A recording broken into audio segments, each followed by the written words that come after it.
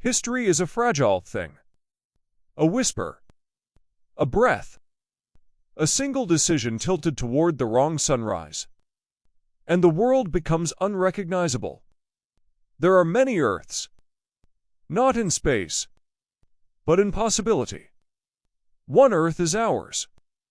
A world where the Roman Empire collapsed, where darkness replaced order, where knowledge burned, where centuries were lost. But there was another Earth, so close, you could feel its warm breath against history's glass. A world where Rome never fell.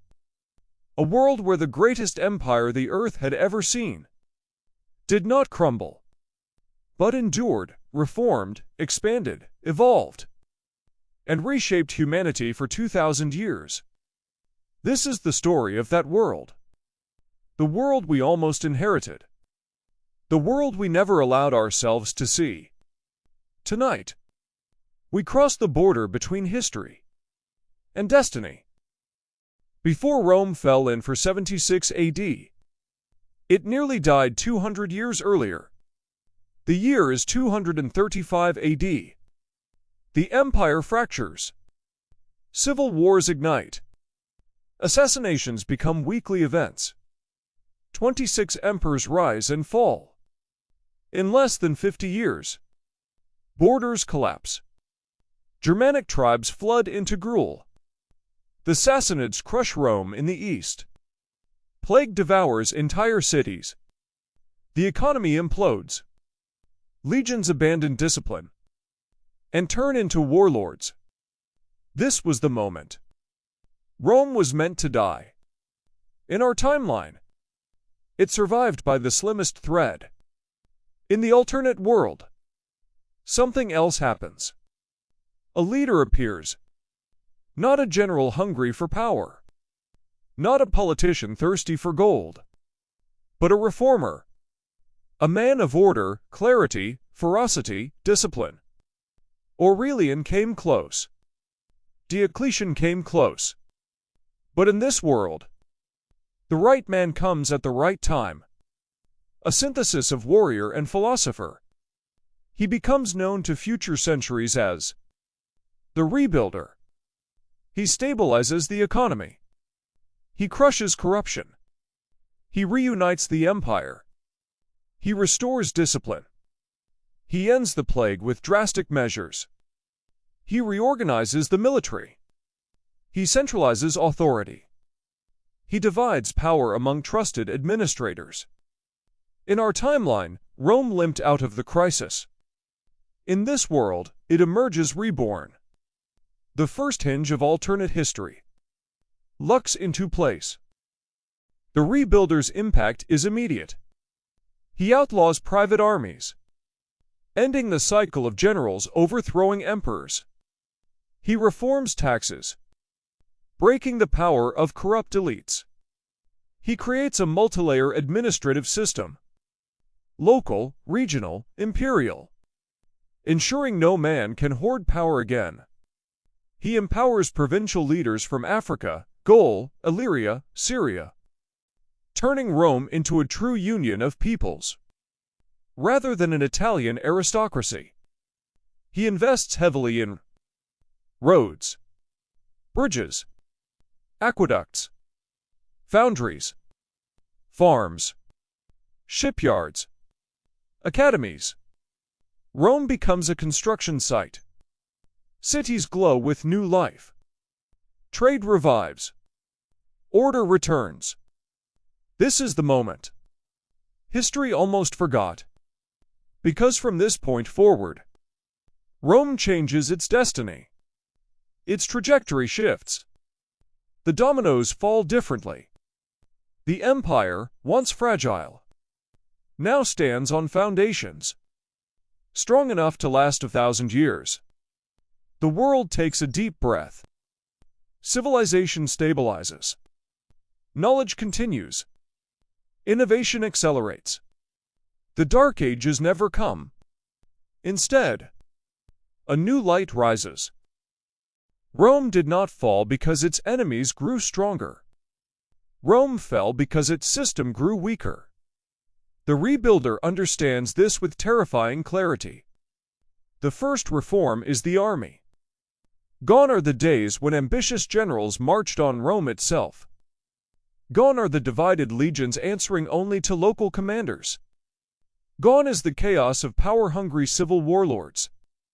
The army is nationalized, professionalized, relinked into a single command structure.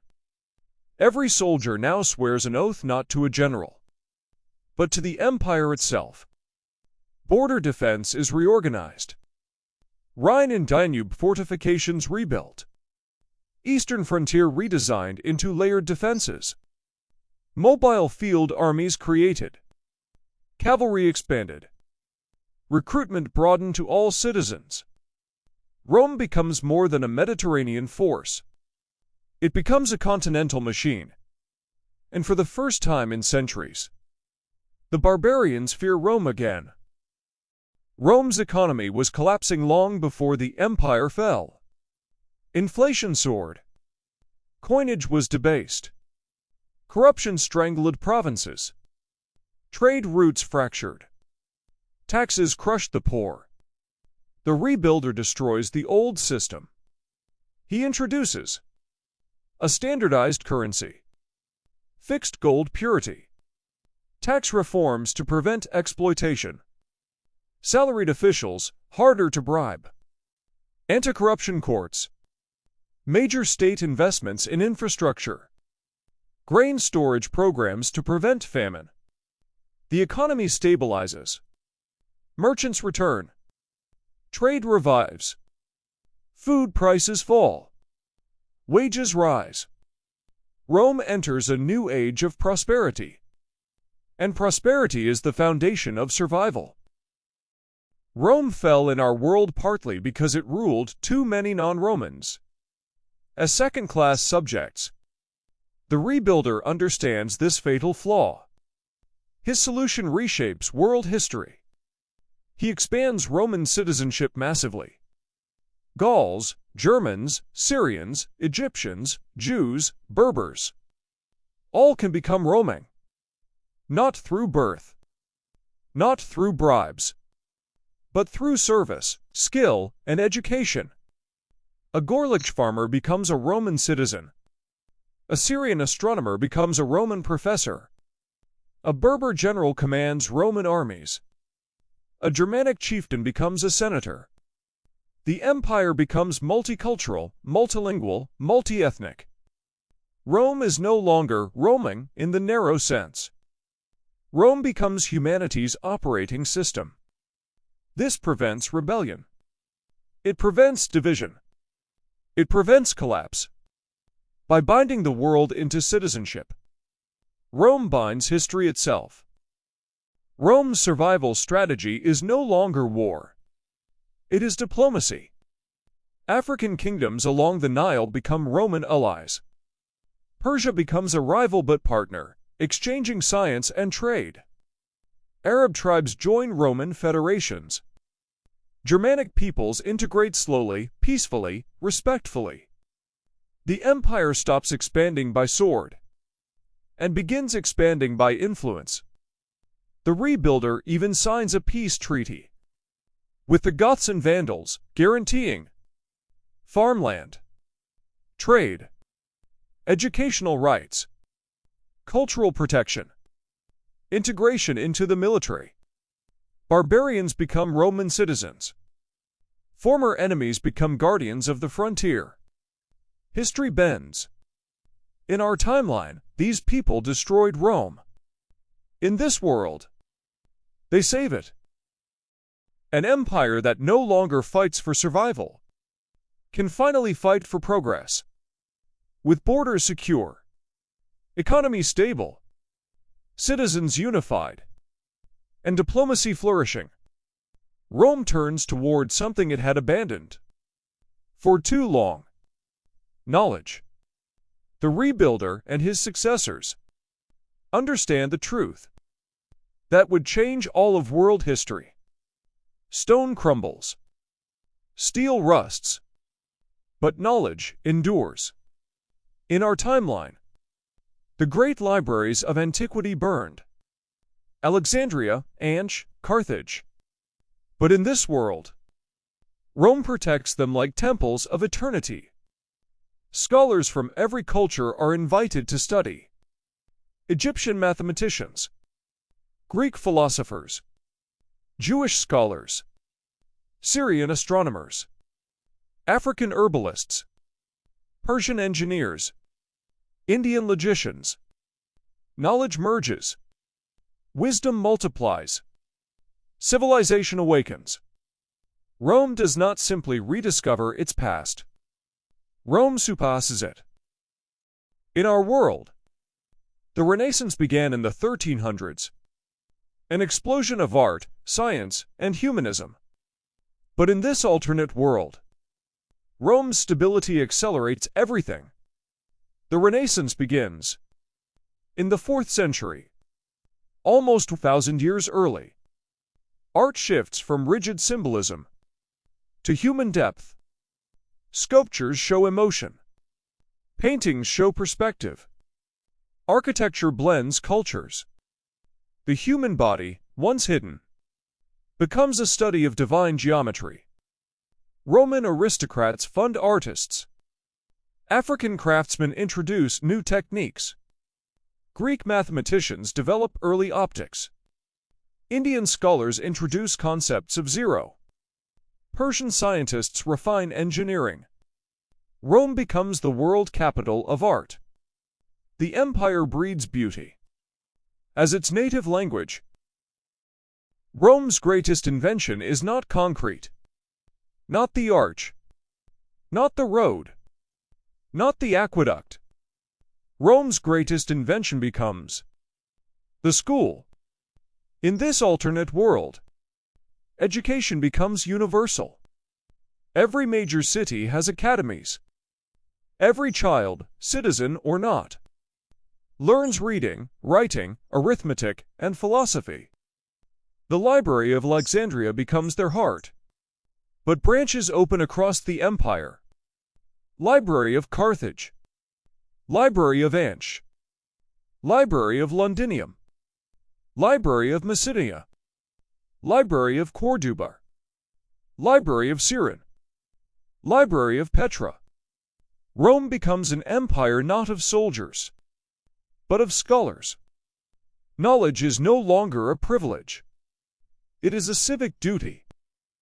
Rome no longer represents one culture. It becomes a tapestry. African agricultural science transforms Roman farms. Persian engineering transforms Roman machines. Greek mathematics transforms Roman architecture. Indian numerals transform Roman accounting. German discipline transforms Roman military. Jewish ethics transform Roman law. Arab astronomy transforms Roman navigation. Rome becomes the first global multicultural society in human history. By 400 AD, the empire is not merely stable. It is culturally unstoppable. It radiates influence. It consumes brilliance. It exports ideas like rivers export life. This cultural fusion is the single most important reason the empire survives for centuries. Civilizations fall when they reject the world. Rome survives because it embraces it. In our timeline, the scientific method did not fully form until the Renaissance. A careful blend of Greek logic, Arabic mathematics, and European experimentation. But in this alternate world, Rome develops the scientific method 1,000 years early. Why? Because Rome is multicultural, stable, wealthy, educated, peaceful, and curious. Scholars meet from across the world. Greek philosophers, Jewish legal scholars, Indian mathematicians, Persian engineers, Egyptian astronomers, African agricultural scientists. They merge their strengths into a new worldview. Observation over superstition. Experimentation over tradition. Measurement over myth. Rome becomes the first society to institutionalize reason. Universities adopt 3 rules. Observe the world accurately. Record results without bias. Repeat the experiment to test truth. These simple foundations kickstart a revolution. Rome's mathematical breakthroughs begin with one monumental change. India shares the concept of zero. This transforms everything. Merchants calculate faster. Engineers design more complex machines. Astronomers plot planetary motion with new precision. Architects draw plans unimaginable before. But the revolution doesn't stop there. Persian scholars bring algebra. Greek scholars refine geometry. Egyptians contribute fractions and measurement. Romans develop massive engineering tables. By 500 AD, Rome has advanced geometry, algebraic notation, trigonometric tables, water clocks with incredible accuracy, astronomical predictions, architectural blueprints with torque calculations. Rome becomes a mathematical superpower. With mathematics rising, the stars become Rome's next frontier. Rome develops improved astrolabes, precision celestial globes, lunar prediction tables, eclipse forecasting, early theories of heliocentrism. Yes, centuries early. But Rome's greatest leap is mechanical. The Antikythera mechanism no longer remains a mysterious one-off artifact. In this world, Rome reverse engineers it, replicates it, improves it. Soon, Rome builds mechanical computers that predict seasons, tides, star paths, planetary conjunctions, agricultural cycles. Farmers become astronomers. Navigators become mathematicians. Priests become calendar keepers using precise mechanics. The sky becomes Rome's clock. The universe becomes Rome's blueprint. Scientific thought transforms medicine. Roman doctors no longer rely solely on tradition and Galen. Egyptian, African, Indian, and Greek medical knowledge merges. Hospitals expand. Public health improves. Sanitation becomes scientific.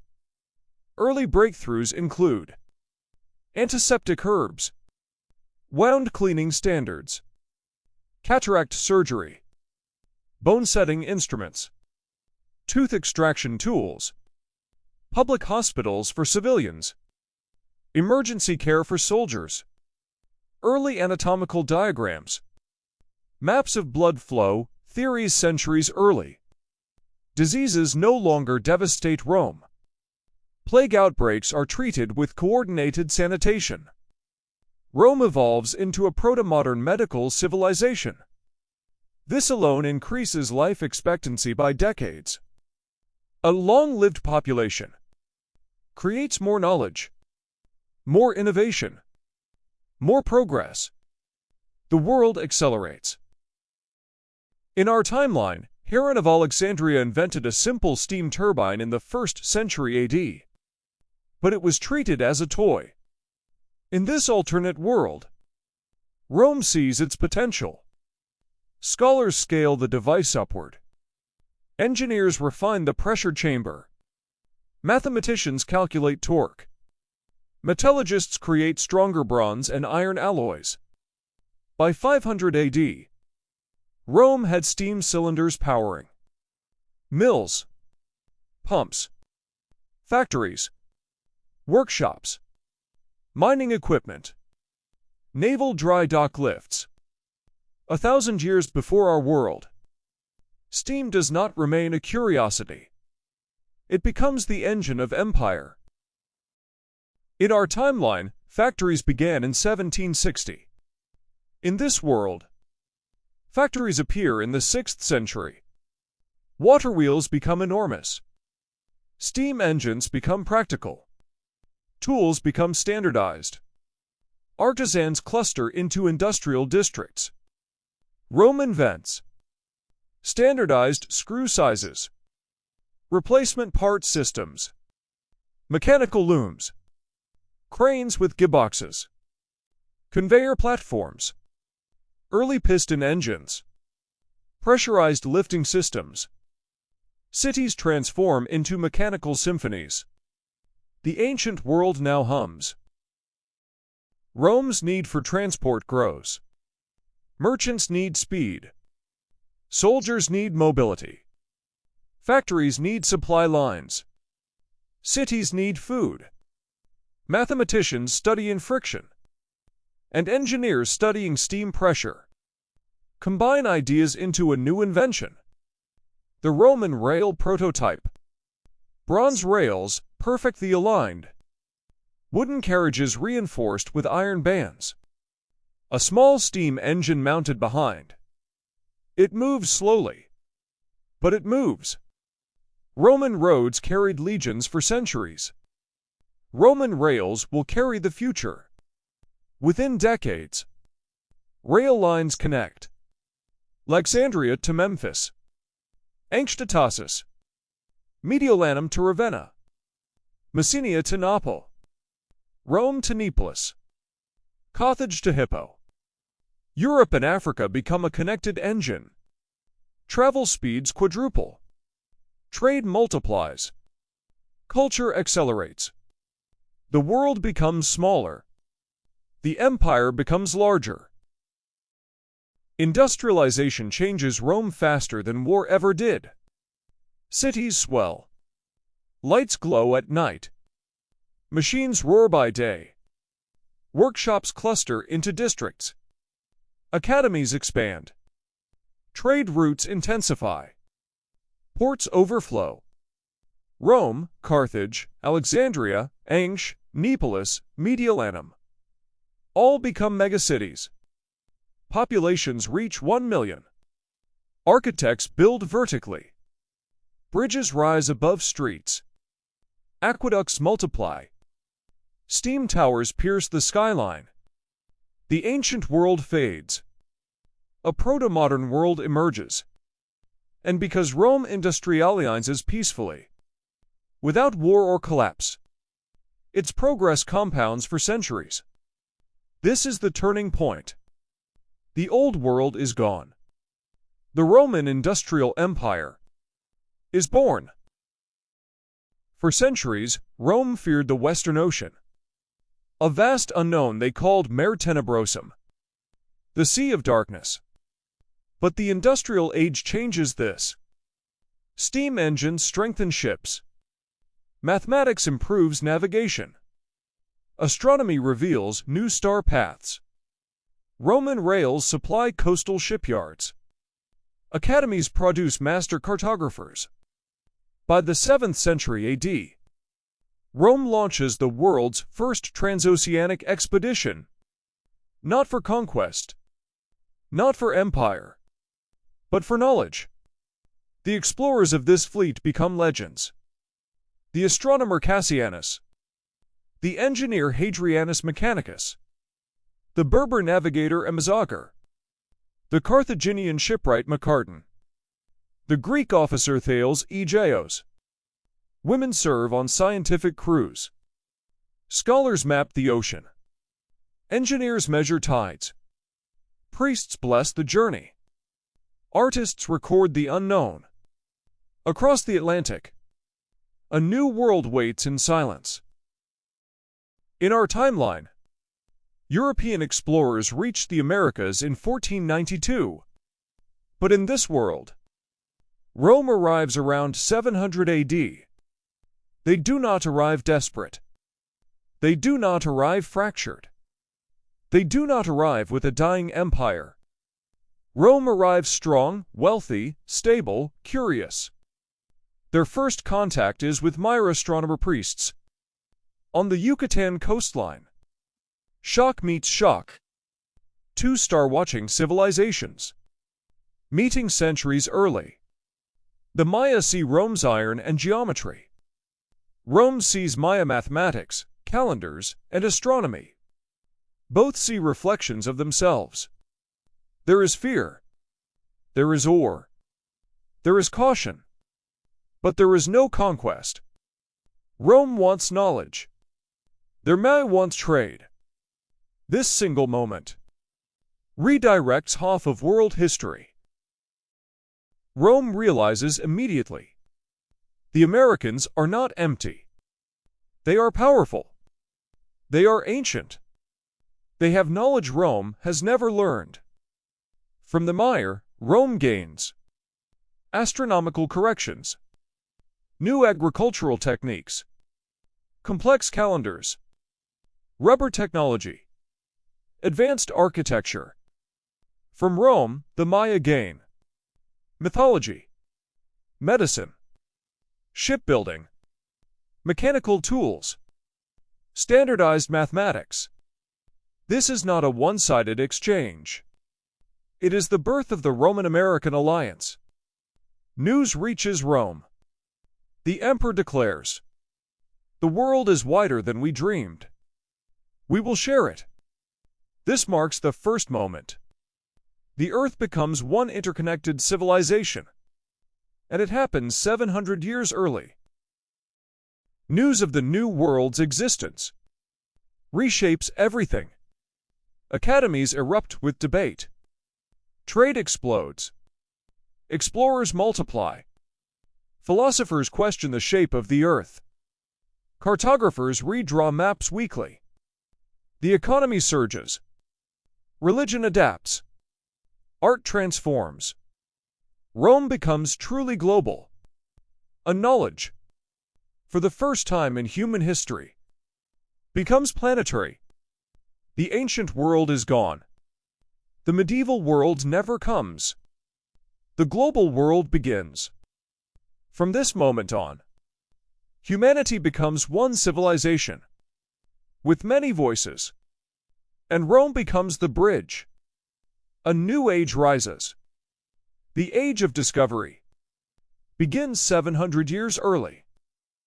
Rome's connection to Africa goes back centuries. But in this alternate world, Africa becomes Rome's equal partner, not a conquered land. The kingdom of Aksum, Nubian cultures, Carthage reborn, Berber tribes of the Sahara, the empires of the Sahel, all join Rome through trade, technology, and diplomacy. Africa contributes advanced agricultural methods, astronomical calculations, ironworking mastery, herbal medicine, desert navigation systems, geometric art, architecture with thermal cooling. Roman engineering fuses with African innovation. Together, they build Sahara trade highways, solar reflective architecture, desert aqueducts, long-distance merchant guilds, expanded universities in Aksum and Siran. Africa becomes a scientific co-capital of the world. India becomes Rome's second great teacher. Indian scholars introduce zero, decimal notation, early calculus concepts, advanced medicine, metallurgy, textile innovations, philosophical logic systems, navigation methods. The universities of Taxila and Nalanda form alliances with Alexandria and Carthage. Indian mathematics supercharges Roman machinery. Roman engineering accelerates Indian architecture. A shared scientific language emerges. Together, Rome and India develop early robotics, precise astronomical instruments, hydroengineering systems, complex algebraic mechanisms, medical practices centuries early. The Roman-Indian fusion becomes the intellectual heart of Eurasia.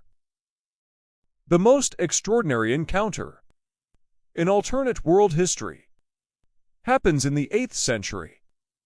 Rome meets China, two empires unmatched in scale, engineering, bureaucracy, culture, innovation, population, longevity. In our world, they never truly merged. Distance, deserts, and mountains kept them apart. But in this world, Rome's industrial ships reach India and push further. Chinese envoys meet Roman embassies in the ports of Southeast Asia. Shock, curiosity, respect. Both realize they are meeting their mirror. Rome brings steam technology, standardized engineering, global diplomacy, mathematics. China brings paper and printing, gunpowder, compasses, silk production, bureaucratic statecraft, exquisite metallurgy, philosophy. Together, they form the Silk Superempire, a knowledge corridor from Spain to Korea. Information, not armies, becomes the source of power. For the first time in human history, the world becomes connected. Africa, India, Rome, China, the Americas. Knowledge flows like water. Trade flows like blood. Ideas flow like light. Humanity enters a global enlightenment. In the 8th century instead of the 18th, printing spreads texts across continents. Steam accelerates travel. Gunpowder transforms engineering long before war. Mathematics becomes universal. Medicine advances centuries. Culture fuses into a global identity. Rome no longer conquers. Rome connects. The empire becomes a network of civilizations, a world woven together by roads, rails, ships, and scrolls. The age of isolation ends. The age of humanity begins. Electricity should have arrived in the 18th century. Instead, it arrives in the 10th. Greek scholars once studied amber and magnets. Indian mathematicians once analyzed natural forces. Chinese engineers once experimented with static electricity in silk. In this world, these clues are combined. A Syrian scholar notices sparks when bronze brushes wool. An Indian mathematician calculates flow. A Roman engineer builds a rotating friction cylinder.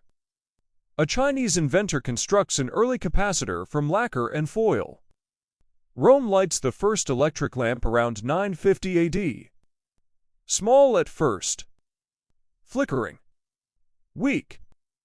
But it is light born not from fire, but from knowledge.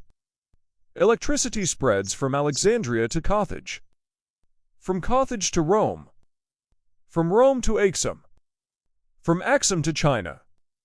Night no longer rules the world. For the first time ever, the world does not sleep.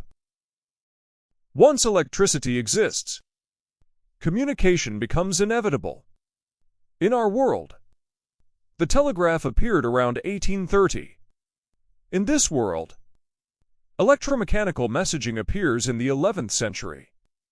Rome invents magnet-driven tapping devices, electric pulse transmission lines, coded numeric alphabets, relay stations along roads and rails, skull-operated communication hubs. The Roman electric codex is born, a proto-telegraph system connecting cities instantly. Messages that once took weeks now take minutes. Empires no longer rule through distance. Empires rule through immediacy. Rome becomes the nervous system of the world. Rome's fascination with the skies began with astronomy. Now steam engines and advanced math unlock a new frontier. Flight. Roman engineers combine Chinese kite aerodynamics, Indian trigonometry, Greek geometry, Roman metallurgy, African cloth weaving techniques. The result: steam lift airships and fixed-wing gliders. They cannot cross oceans yet. They cannot reach the stratosphere. But they fly. Rome becomes the first civilization to see its cities from the sky. Explorers survey mountains. Engineers map rivers. Scholars record wind patterns. Artists sketch the world as birds see it. The dream of Da Vinci happens 500 years early. Machines transform economy. Electricity transforms night. Communication transforms distance. Flight transforms imagination. Now politics transforms civilization. Rome evolves from empire to federation. This alternate federation includes Rome, Carthage, Axum, Judea, Syria, Egypt, Gaul, Britannia, Hispania, Nubia, Berber provinces, Maurya and Yucatan cities, Indian kingdoms, Chinese coastal states through treaties. A Senate becomes a global parliament. Regions govern themselves. Rome coordinates science, trade, and peace. Wars become rare. Conflicts resolve through diplomacy. Economies intertwine beyond separation. This is the first world government. Though nobody calls it that. They call it simply the Commonwealth of Humanity. A world unified not by swords, but by machines, science, and knowledge. Humanity reaches a turning point. Centuries early, a modern world is born, before the medieval world ever existed. In our timeline, Charles Babbage invented the first mechanical computer in the 1800s. Here, the blueprint appears around 1200 AD. Why? Because Rome already has precision gears, Antikythera tradition, industrial machining, mathematics from India and Persia, paper and printing from China, electricity, an empire of schools, engineering guilds, global scientific collaboration. All the ingredients for computing exist 600 years early. The first Roman logic machines are gear-driven, steam-assist or crank-powered, capable of calculations, predictions, data sorting, used for astronomy, navigation, logistics, census records. Rome built machines that think, not consciously, but mechanically. The world stands at the doorstep of digital thought. Once Rome invents electricity and mechanical computation, communication transforms again. The Roman electric codex, their proto-telegraph, evolves. Engineers across Africa, China, India, and the Americas collaborate to create faster electric pulses, multi-channel relay lines, encoded alphabets, specialized numerics, continent-wide messaging hubs. By 1300 AD, the world has a global network of knowledge, a web of electric communication linking the entire Eastern Hemisphere and parts of the Americas. Information moves instantly. Empires dissolve into federations. Science multiplies. Economies flourish. Conflicts shrink. The world becomes a single conversation. Humanity speaks in one voice. In our timeline, automation began in the Industrial Revolution. Here, it begins in the 13th century. Rome develops automated looms, water-driven mechanical calculators, steam-powered lifting arms, electric sorting machines, primitive assembly devices, clockwork automata for medicine, pressure-driven irrigation controls. Labor shifts from brute force to machine coordination. Time freeze. Knowledge expands. Art flourishes. Society transforms. The Roman working class becomes a skilled technical class centuries early. Women participate in engineering guilds. Scholars advise factories. Philosophers write ethics for automation. Priests debate the soul of machines. The world accelerates again. Machines transform production. Networks transform communication. Logic machines transform thought. Now society transforms itself. Rome develops. Data-driven governance. Electric census systems. Weather prediction algorithms. Agricultural planning networks.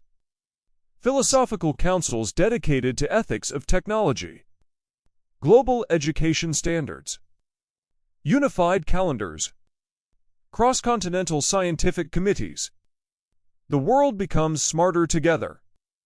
For the first time in history, humanity becomes interconnected not by war, not by empire, but by information. The Roman world no longer resembles ancient times. It resembles a futuristic civilization guided by reason.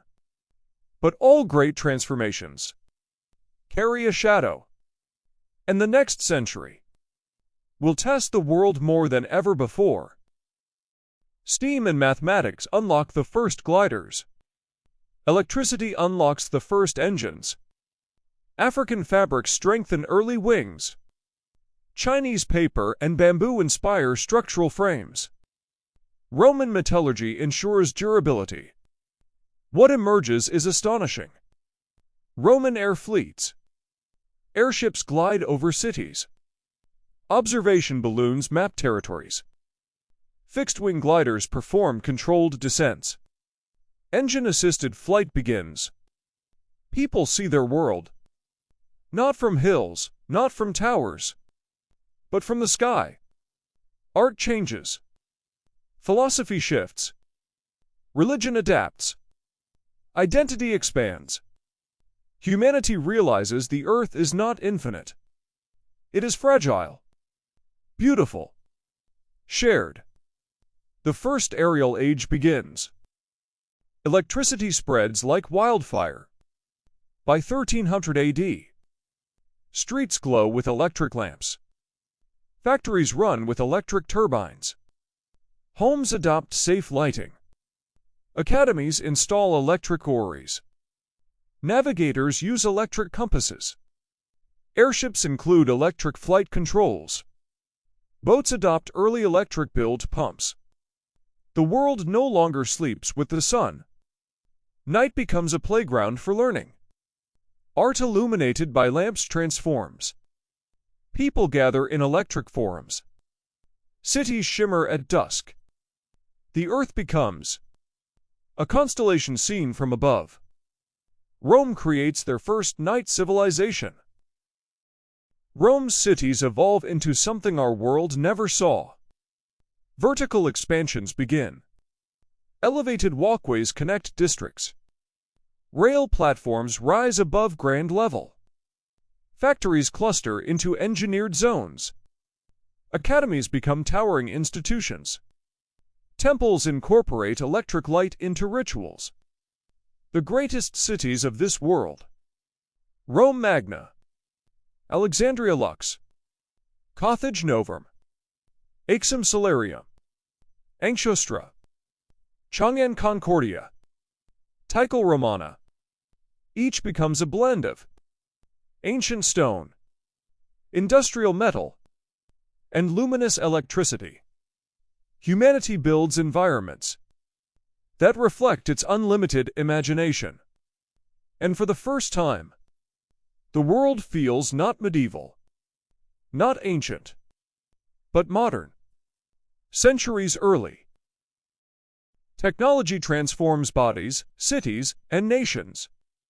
But the greatest transformation is of the mind. Rome's New World sees the decline of slavery, universal education, gender equality growing through technical guilds, economic mobility, global citizenship, shared festivals, intercultural marriages, new philosophical movements, ethical codes for machines, planetary awareness. Humanity begins to think, not as tribes, not as nations, not as races, but as a single species, sharing a single world, lit by a single network of light. This is the moment. The ancient world disappears forever. A new identity forms. Homo communis, the unified human. And from this identity will rise the most powerful age of innovation the world has ever known. Electricity spreads across the continents. Rome and China collaborate on the first continental grid.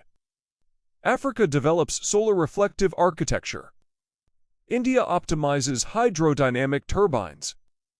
The Americas contribute new alloys and rubber insulation.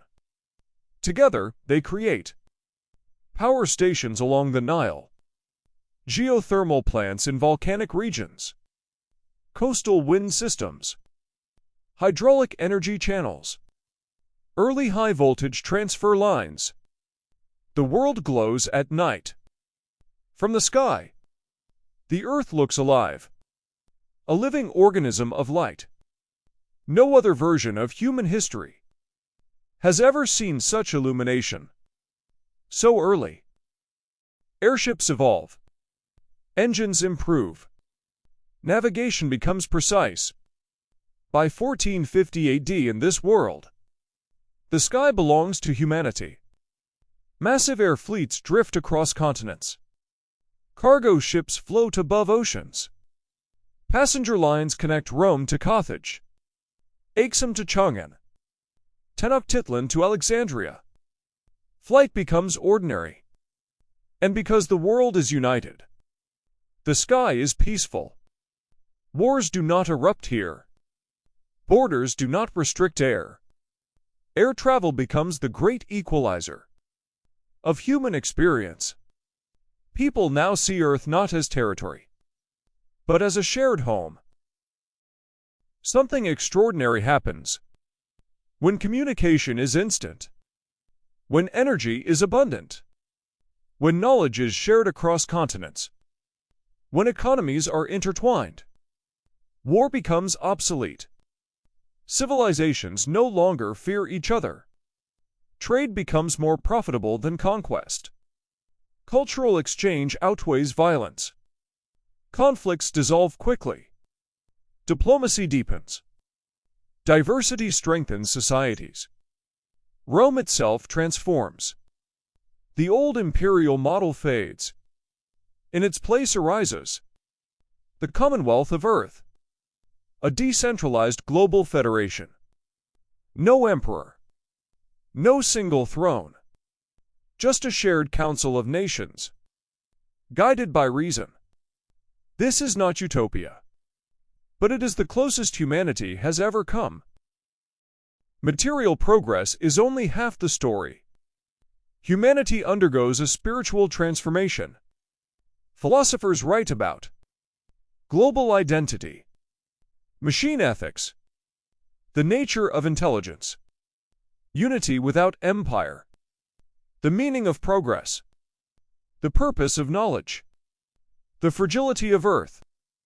Artists paint the skyscapes of their cities. Poets write epics of united continents. Musicians blend traditions into universal symphonies. Architects create surreal megastructures. Scientists collaborate across borders. Humanity becomes aware, not only of what it can build, but of what it must preserve. Earth becomes sacred. Civilization becomes shared. People begin to believe, not in glory, not in empire, but in humanity itself. Imagine Earth in 2025. In this alternate timeline, a world of unified continents, clean and abundant energy, peaceful global governance, massive airborne cities, universal education, medicine centuries advanced, technology beyond imagination, cultural harmony, scientific enlightenment, planetary awareness. A world where no dark ages, no world wars, no colonial exploitation, no famines of ignorance, no centuries of regression. A world where humanity reached the stars of its potential. What you see is not fantasy. It is a fork in history that almost happened. We live in the world where Rome did fall, where libraries burned, where knowledge vanished, where progress collapsed, where 1,000 years were lost, where humanity had to start again from the ashes. This film is not just a story of what could have been. It is a reminder of how fragile civilization is. A single collapse can set back centuries. A single spark can burn entire futures. A single failure can silence ideas that might have saved the world. We must protect knowledge as if it were life itself, because it is. We do not live in the world where Rome survived, but we live in a world where we can prevent collapse, where we can choose unity over division, where we can build bridges instead of borders, where we can value wisdom over violence, where we can learn from history's greatest, almost. Perhaps the Roman world that never fell is not a lost dream, but a guide, a map toward the future we can still build, because history is not destiny.